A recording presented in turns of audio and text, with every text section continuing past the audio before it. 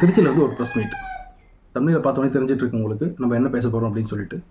மைக்கின் முன் எலி, மொபைல் ஃபோனில் எலி, இதை பற்றி தான் நம்ம பார்க்க போகிறோம். யார் அந்த எலி அப்படின்றது உங்களுக்கு நல்லா தெரியும், யார் அந்த புலின்றது உங்களுக்கு நல்லாவே தெரியும். அதாவது ஸ்டேஜை போட்ட உடனே நான் ஊ அப்படின்னு பேசுவான் பார்த்தீங்களா, அவன் தான் புலி.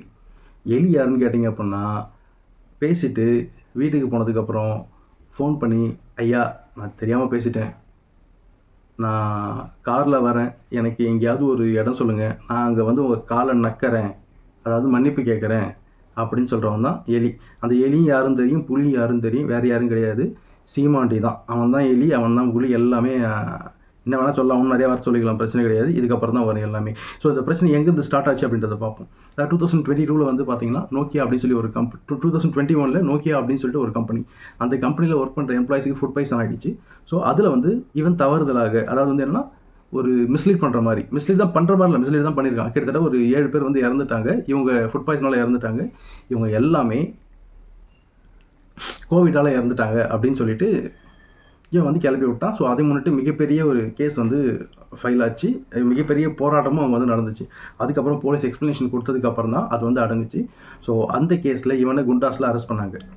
ஸோ அதுலேருந்தே பார்த்தீங்க அப்படின்னா நாம் தமிழர் கட்சியில் இருக்கவங்க இவர் கண்டாலே வந்து எப்படி சொல்கிறது, ஒரு மாதிரி ட்விட்டராக இருக்கட்டும், சமூக வலைதளங்கள் எல்லாத்துலேயுமே வந்து பார்த்தீங்கன்னா இவரை பற்றி அசிங்கமாக பேசுறது. ஸோ அந்த மாதிரி தான் போயிட்டே இருக்குது. ஸோ இந்த மாதிரி சின்ன சின்னையாக போயிட்டு இருக்க பார்த்து இந்த விஷயத்தை ரொம்ப இந்த அளவுக்கு பெருசாக ஆக்குனதுக்கு காரணம் யாருன்னு பார்த்தீங்கன்னா நம்ம சீமாண்டி தான். சீமாண்டி என்ன பண்ணார், ஒரு நாள் ப்ரெஸ் மீட் நடக்க பார்த்து இவர் வந்து ஜாதிய ரீதியாக நடந்துக்கிட்டு இருக்காரு, ஒரு கம்யூனிட்டி பேரை சொல்லி இவருக்கு இந்த கம்யூனிட்டிலாம் பிடிக்காது, ஸோ அதனால் அந்த கம்யூனிட்டியில் இருக்கவங்களாம் பார்த்து இவர் வந்து ஆக்ஷன் எடுத்துகிட்டு இருக்காரு அப்படின்ற மாதிரி ஒரு ஸ்டேட்மெண்ட்டை தேவையில்லாமல் சொன்னது சீமாண்டி அவர்கள். அதுக்கப்புறம் என்ன நடந்ததுன்னா, இவர் ஆஸ் யூஷுவல் ஒரு ப்ரெஸ் மீட் கொடுத்துட்டு அது வந்து சிம்பிளாக முடிச்சிட்டார்.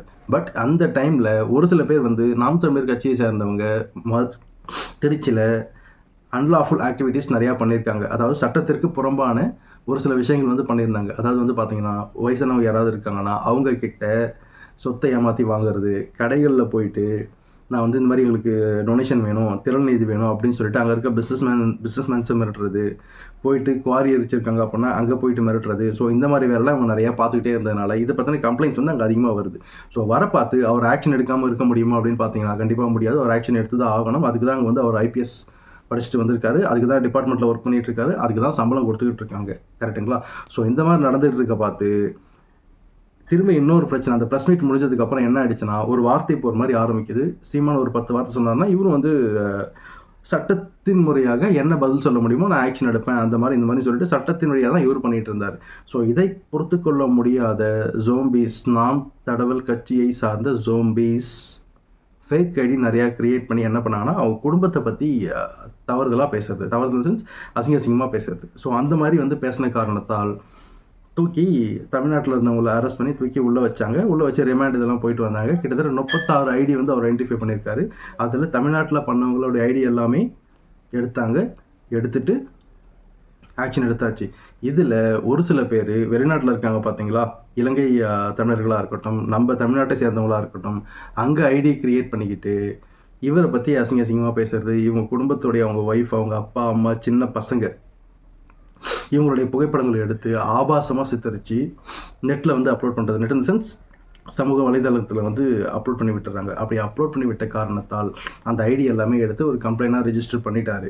இதுக்கப்புறம் இலங்கை தமிழர்கள் பிரச்சனை கிடையாது, அவங்க அங்கே தான் இருக்க போகிறாங்க. அங்கேருந்து இங்கே வராங்க பார்த்தீங்களா, இப்போ சிங்கப்பூராக இருக்கட்டும், துபாயாக இருக்கட்டும், துபாயில் ஒர்க் பண்ணிகிட்டு இருக்க நாம் தற்குறி கட்சியை சேர்ந்த ஆதரவாளர்கள் இங்கே வர பார்த்து என்ன நடக்குன்னா, ஏர்போர்ட்லேயே அரெஸ்ட் பண்ணுவாங்க. ஏர்போர்ட் அரெஸ்ட் பண்ணி ஒன்ஸ் கேஸ் ரிஜிஸ்டர் ஆகிடுச்சு அப்படின்னா திரும்ப அவங்களால ஃபாரினுக்கு போக முடியுமான்னு கேட்டால் கண்டிப்பாக போக முடியாது. கேஸ் முடிஞ்சதுக்கப்புறம் தான் போக முடியும்.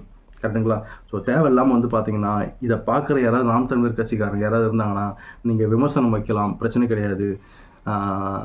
ஒரு விஷயம் நடக்குது அப்படின்னா அதை பற்றி தாராளமாக பேசலாம், பிரச்சனை கிடையாது.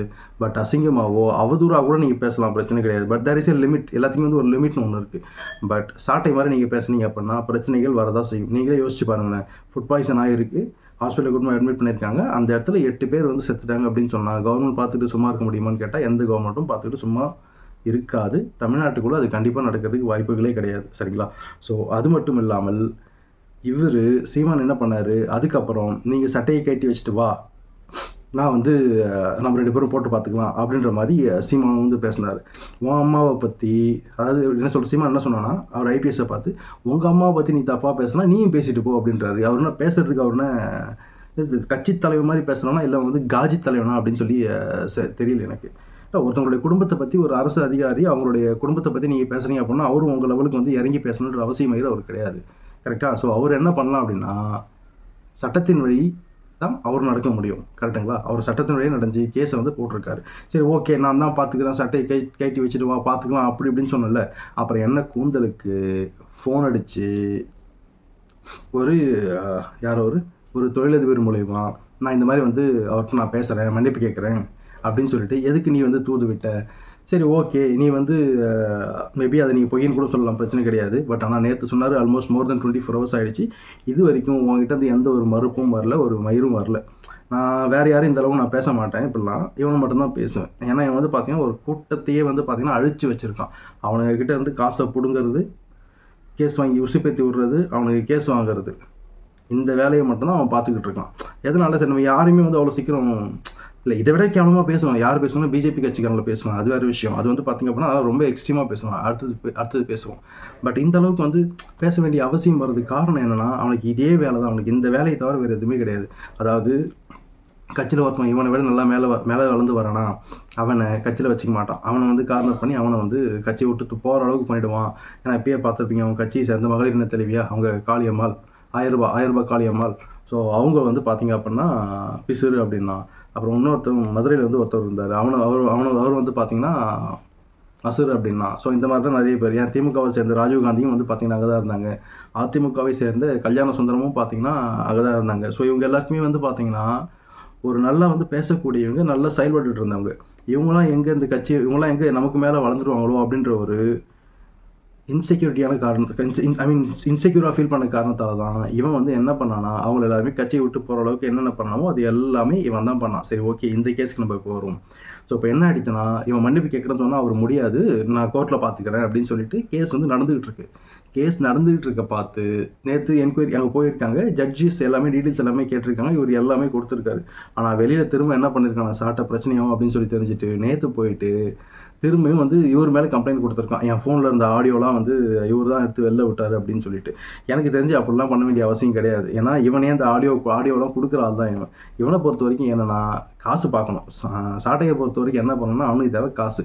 காசுக்காக அவன் என்ன வேணால் பண்ணுவான். அந்த மாதிரி ஒரு கேவலமான ஜென்மம் தான். நான் ஏன் சொல்கிறேன் அப்படின்னா, இவன் எப்பப்பெல்லாம் ஜெயிலுக்கு போகிறானோ அப்பப்பெல்லாம் ஆடியோ ரிலீஸ் ஆகும் அப்படின்னு நீங்கள் நினைக்கலாம். கரெக்டுங்களா? பட் அது ரிலீஸ் ஆகுது. என்னை பொறுத்த வரைக்கும் நான் என்ன நினைக்கிறேன்னா, இவன் ஜெயிலுக்கு போகிறதே ஆடியோ ரிலீஸ் பண்ணுறதுக்கு தான் போகிறான் அப்படின்ற மாதிரி தான் எனக்கு தோணுது.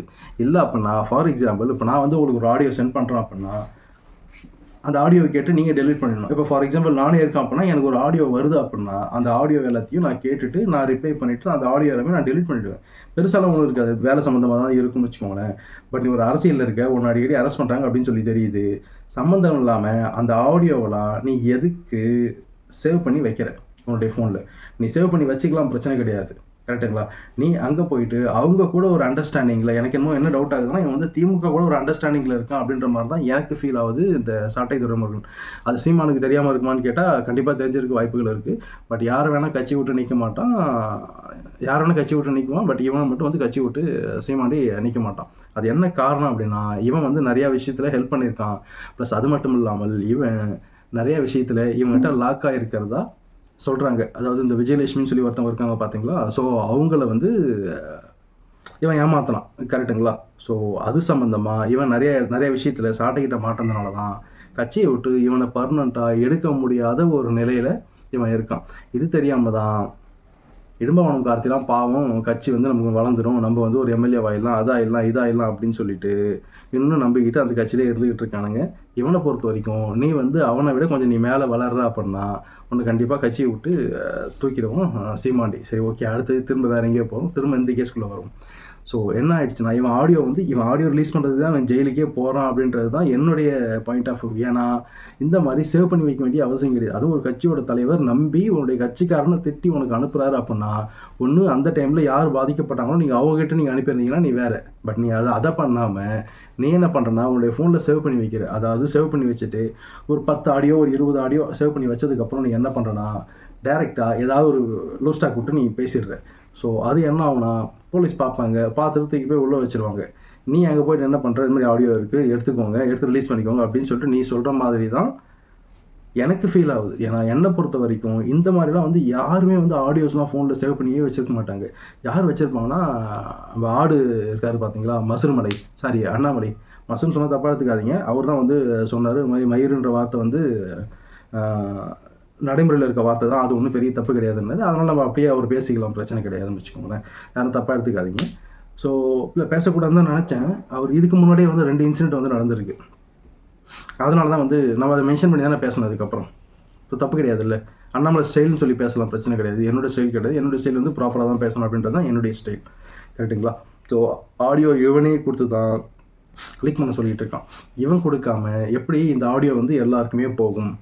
இதெல்லாம் வந்து ஒரு ஐபிஎஸ் பண்ணுவார் அப்படின்னு கேட்டால் அவருக்கு வேறு வேலை இல்லையா அப்படின்னு கேட்டால் அப்படிலாம் கிடையாது. அவருக்கு வேறு வேலை நிறைய இருக்குது. நீங்கள் ஒரு பக்கம் போட்டு அவருக்கு குடைச்சல் கொடுத்துட்ருக்கீங்க. ப்ளஸ் அங்கங்கே அங்கே இருக்கிற சட்டம் ஒழுங்கு அவர் பார்த்தாகணும். இப்போ ஏகப்பட்ட வேலை நீங்களே பார்க்குறீங்க, கஞ்சா விற்கிறீங்க. இப்போ கூட வந்து 2 நாள் முன்னாடி பார்த்தீங்கன்னா ஒரு பொண்ணை வந்து 40 பொண்ணுங்களை வந்து ஒரு கம்பெனியில் ஒர்க் பண்ண போது அந்த பொண்ணுங்களை வந்து மயக்க மருந்து இதெல்லாம் கொடுத்து உங்கள் கட்சிக்காரன் இந்த வேலைலாம் பார்த்துருக்கான். அடுத்தது இடுமவன கார்த்தியும் வந்து பார்த்தீங்கன்னா ஒரு பிரச்சனை, அதுவும் வந்து ஆடியோ ரிலீஸ் ஆகி பார்த்துருப்பீங்க. ஏகப்பட்ட ஃபேஸ்புக் ஃபோட்டோஸ் வந்து நீங்கள் பார்த்துருப்பீங்க. ஒரு சொந்த கட்சியில் இருக்க பொண்ணை கூட வந்து விட்டு வைக்க மாட்டானுங்க. அவன் கட்சி தலைவன் யோக்கியனா அப்படின்னு பார்த்தீங்கன்னா அதுவும் கிடையாது. அவன் விஜயலட்சுமின்னு ஒருத்தவங்க இருந்தாங்க, அவங்கள வந்து கல்யாணம் பண்ணிக்கணும் அப்படின்னு சொல்லிட்டு ஏகப்பட்ட, உங்களுக்கு புரிய நினைக்கிறேன்னு சொல்ல வரேன்னு சொல்லிட்டு. ஸோ அந்த மாதிரி எல்லா வேலையும் ஈனத்தனமான வேலைகள் எல்லாத்தையும் இவன் பார்ப்பான். ஒரு போலீஸ் அதிகாரியாக இதை பார்த்துட்டு சும்மா இருக்க முடியுமான்னு கேட்டால் சும்மா இருக்க முடியாது. சரி, ஓகே. இப்போ அதில் அவர் சொன்ன எனக்கு ஒரே ஒரு விஷயம் வந்து பார்த்தீங்கன்னா எனக்கு ரொம்ப ரொம்ப கஷ்டமாயிடுச்சு. என்னன்னா, அவர் கொடுத்துட்டு வந்துட்டு ப்ரெஸ் மீட் கொடுத்துட்டு பார்த்து அவங்க ஹஸ்பண்ட் அண்ட் ஒய்ஃப் 2 பேருக்குமே வந்து ப்ரொமோஷன் கிடச்சிருக்கு. எனக்கு தான் முதல் நாள் ஈவினிங் அனௌன்ஸ் பண்ணுறாங்க, அடுத்த நாள் அவர் கோர்ட்டில் இருக்கார் கேஸ்க்காக. ஸோ எல்லாருக்குமே ஒரு ப்ரொமோஷன், அதுவும் ஒரு அப்படி சொல்கிறது ஒரு மிகப்பெரிய ப்ரொமோஷன் ஒன்று கிடைக்க பார்த்து ஃபேமிலியோட டைம் ஸ்பெண்ட் பண்ணணும், ஒரு பார்ட்டி மாதிரி எல்லாருக்கும் கொடுக்கணும், கூட ஒர்க் பண்ணுறவங்களுக்கு, கூட ஒர்க் பண்ணவங்களுக்கு, ரிலேஷன்ஸ் எல்லாருக்கும் கூட ஒரு சின்ன பார்ட்டி மாதிரி கொடுக்கணும் அப்படின்னு சொல்லி எல்லாருக்குமே ஒரு ஐடியா இருக்கும். இது வீட்டில் யாராவது ஒருத்தவங்களுக்கு ப்ரொமோஷன் கிடைச்சிருந்தாலே இது நடக்கிறதுக்கு வாய்ப்புகள் இருக்கும், கரெக்டுங்களா? பட் ஆனால் 2 பேருக்குமே வந்து ப்ரொமோஷன் அட் அ டைமில் கிடச்சிருக்க பார்த்து ஏன்னா சிறப்பாக செயல்பட்டுருக்காங்க அப்படின்னு சொல்லிட்டு உங்களை பார்க்குற எல்லாருக்குமே தெரியும், கரெக்டுங்களா? ஏன்னா திருச்சியெல்லாம் எனக்கு தெரிஞ்சு எந்த அளவுக்கு ஒரு பெரிய ஒரு பிரச்சனையும் வந்த மாதிரி எனக்கு தெரியல. ஈவன் புதுக்கோட்டையும் அப்படி தான் நினைக்கிறேன், கரெக்டுங்களா? இது வரைக்கும் அவங்க அங்கே போனதுக்கப்புறம் நான் சொல்கிறேன். ஸோ எல்லாமே வந்து அவங்க ப்ராப்பராக தான் பண்ணிகிட்டு இருந்தாங்க. ஸோ ப்ராப்பராக பண்ணிட்டு இருந்தாலும் அவங்களுக்கு ப்ரொமோஷன் கிடச்சிது. பட் அதை வந்து என்ஜாய் பண்ண கூட என்னால் முடியல இவனுங்க பண்ணுறதுனால அப்படின்னு சொல்லிட்டு ஒரு ஸ்டேட்மெண்ட் சொல்லியிருந்தார். ப்ளஸ் அது இல்லாமல் இந்த மாதிரி அசிங்கமாக வந்து ஃபோட்டோவாக எடிட் பண்ணி இவனுக்கு வந்து ஆன்லைனில் அப்டேட் பண்ணியிருந்தாங்க பார்த்தீங்களா, அதை கூட இன்னும் வந்து பார்த்தீங்கன்னா டெலிட் பண்ணாமல் இருக்காங்க. ஆல்மோஸ்ட் 36 ஐடி, அந்த 36 பேரோட ஐடியுமே வந்து பார்த்தீங்கன்னா ஈஸியாக ட்ரேஸ் பண்ணிடலாம் ஐபி அட்ரஸை வச்சு. ஸோ அது கூட தெரியாமல் தான் இவனுங்க வந்து நாம் தமிழர் ஜோம்பிஸ் வந்து பார்த்தீங்கன்னா ஆன்லைனில் கம்பு சுற்றிட்டு இருப்பானுங்க. ஸோ சீமாட்டிக்கு நம்மளை பொறுத்த வரைக்கும் என்ன அப்படின்னா, அவர் இன்னொன்று சொன்னார், சரி அதை மறந்துட்ட பாருங்க. அந்த ஃபோன் பண்ணி மன்னிப்பு கேட்கணும் அப்படின்னு சொல்லிட்டு ஒரு தொழிலதிபர் மூலிமா வந்து ரெக்வஸ்ட் பண்ணியிருந்தார் இல்லைங்களா, அதுக்கு இவர் சொல்லிட்டாரு, முடியாது, கோர்ட்டில் சொன்னால் வேணால் பார்த்துக்கலாம், நான் முடியாதுன்னு சொல்லிட்டேன் அப்படின்ற மாதிரி இவர் சொல்லிட்டாரு. அதுக்கு அவர் என்ன சொன்னார், இப்போ கிடையாது, இந்த கேஸ் 30 வருஷத்துக்கு அப்புறம் நான் ரிட்டையர்ட் ஆனால் கூட இந்த கேஸை நான் நடத்தி சட்டப்படி தண்டனை வாங்கி கொடுப்பேன் அப்படின்னு சொல்லிட்டு ஒரு விஷயத்தை சொல்லியிருக்காரு. ஸோ இதுக்கப்புறம் சீமாண்டி இதை பற்றி ஏதாவது பேசணும்னா பார்ப்போம். பேசினதுக்கப்புறம் அந்த வீடியோ நம்ம அப்லோட் பண்ணுவோம். அடுத்தது இன்றைக்கி ஒரு போராட்டம் ஒன்று பண்ணியிருக்கான் சீமான். என்ன போராட்டம் அப்படின்னா, இந்த அண்ணா யூனிவர்சிட்டியில் வந்து அந்த ப்ராப்ளம் ஆச்சு பார்த்தீங்களா, ஸோ அது சம்மந்தமாக ஒரு போராட்டமும் நடத்தியிருக்கான், கரெக்டுங்களா?